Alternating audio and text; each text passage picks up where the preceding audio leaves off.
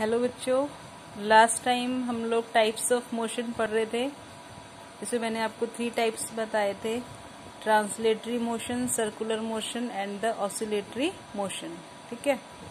उसके बाद है आपका फ्रेम ऑफ रेफरेंस, यानी कि जिसके रिस्पेक्ट में या जिस फ्रेम के अंदर हम किसी बॉडी के मोशन को स्टडी करते हैं, ठीक है, वो क्या होती है आपकी फ्रेम ऑफ रेफरेंस। तो इसको हम डिफाइन कैसे करते हैं?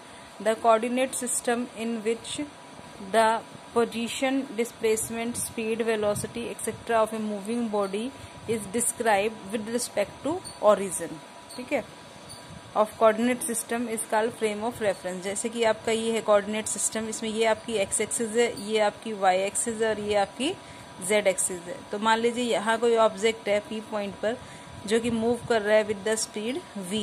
तो अब हम क्या कर रहे हैं, इसकी डिस्टेंस मेजर कर रहे हैं with respect to the origin O। मतलब जो भी चीजें मेजर करेंगे हम, इसकी स्पीड, डिस्टेंस, डिस्प्लेसमेंट, सब हम किसके रिस्पेक्ट में मेजर करेंगे? O के रिस्पेक्ट में हम मेजर करेंगे। ठीक है, ओरिजिन के रिस्पेक्ट में हम मेजर करेंगे। तो इस तरह के कोऑर्डिनेट सिस्टम को हम क्या बोलते हैं? Frame of reference. क्या बोलते हैं? Frame of reference. उसके बाद है types of frame of reference. तो there are 2 types of frame of reference. First is your inertial frame of reference and second one is your non inertial frame of reference. Okay, inertial frame of reference क्या होगी कि वो frame of reference जो कि Newton's law को follow करे, जो कि न्यूटन्स लॉ को ऑबे करे। जैसे कि डेफिनेशन क्या हो जाएगी? The frame of reference in which Newton's law of motion holds good is called the inertial frame of reference. Is called the inertial frame of reference. जैसे कि अ पर्सन इन ए बस at rest, या फिर moving with the uniform velocity in a straight line. यानी कि जैसे कि मान लीजिए आपकी जो बस है वो एक यूनिफॉर्म स्पीड से चल रही है, तब हम उसको क्या बोलेंगे? और उस बस के रिस्पेक्ट में मान लीजिए हम किसी पर्सन को, बाहर वाले पर्सन को या बस के अंदर बैठे पर्सन को हम ऑब्जर्व कर रहे हैं, तो वो हम कौन सी फ्रेम होगी आपकी? वो इनर्शियल फ्रेम होगी। ठीक है। और यदि आपकी वो बस एक्सेलरेट कर रही है, एक यूनिफॉर्म स्पीड से नहीं चल रही है, तो वो आपकी कौन सी फ्रेम होगी? नॉन इनर्शियल फ्रेम हो गई। Okay, non inertial frame means the frame of reference in which Newton's law of motion does not holds good is called the non inertial frame of reference. ठीक है। उसके बाद आपकी term आती है rest and motion are the relative terms. Rest and motion are the relative terms का मतलब क्या है कि जैसे कोई ऑब्जेक्ट रेस्ट में है किसी के रिस्पेक्ट में, तो जरूरी नहीं है कि वो हर ऑब्जर्वर के रिस्पेक्ट में वो रेस्ट में हो, किसी और ऑब्जर्वर के रिस्पेक्ट में वो, किसी और फ्रेम के रिस्पेक्ट में वो मोशन में भी हो सकता है। फॉर एग्जाम्पल कि ट्रेन के अंदर या बस के अंदर कोई पैसेंजर बैठे हुए हैं, ठीक है, और वो पैसेंजर आपस में एक दूसरे के रिस्पेक्ट में तो क्या होंगे? वो रेस्ट में होंगे। पर बाहर से यदि उनको कोई देख रहा है तो उसके रिस्पेक्ट में वो क्या होंगे? मोशन में होंगे। तो इसीलिए हम क्या बोलते हैं? Rest and motion are the relative terms.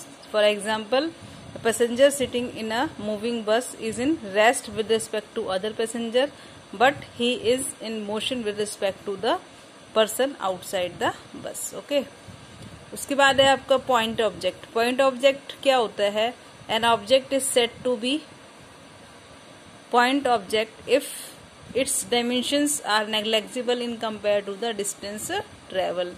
यदि इसका जो साइज है वो बहुत ही स्मॉल है in comparison to the distance travelled by it, then we can say that the object is a point size. Okay, फिर नेक्स्ट आपका आता है motion in one dimension. Motion in one dimension क्या हो जाएगा आपका? Particle moving along straight line और path is said to have a one dimensional motion. यानी कि जब कोई ऑब्जेक्ट एक सिंगल लाइन में या एक सिंगल पाथ पर, स्ट्रेट पाथ पर मूव कर रहा है, यानी कि उसके मोशन को जब डिस्क्राइब करने के लिए हमें सिर्फ एक ही कोऑर्डिनेट की जरूरत होती है। सिंगल कोऑर्डिनेट से जब हम उसके मोशन को एक्सप्लेन कर सकते हैं, तब हम क्या बोलेंगे? उसका मोशन जो है वो क्या है? One dimensional. ठीक है। इसी तरह मोशन इन 2 डायमेंशन में क्या हो जाएगा? जब किसी बॉडी के मोशन को डिस्क्राइब करने के लिए हमें 2 कोऑर्डिनेट्स की जरूरत होती है। ठीक है। जैसे कि a particle moving in a plane is said to have the 2 dimensional motion. ठीक है। एग्जाम्पल क्या हो जाएगा कि an insect moving on the floor. Okay, या फिर जो आपकी कैरम बोर्ड की जो गोटियां होती है, जब कैरम पे वो चलती हैं, तो that is the example of the 2 dimensional motion. उसके बाद है आपका मोशन इन 3 डायमेंशन, यानी कि जब किसी पार्टिकल के मोशन को डिस्क्राइब करने के लिए हमें तीनों कोऑर्डिनेट्स की जरूरत होती है, तब हम क्या बोलते हैं कि this is 3 dimensional motion. A particle moving in a space is said to have the 3 dimensional motion if it requires 3 coordinates to specify the position of an object. For example kite flying in the sky. Okay, आज के लिए इतना ही, बाकी next time करेंगे। Okay.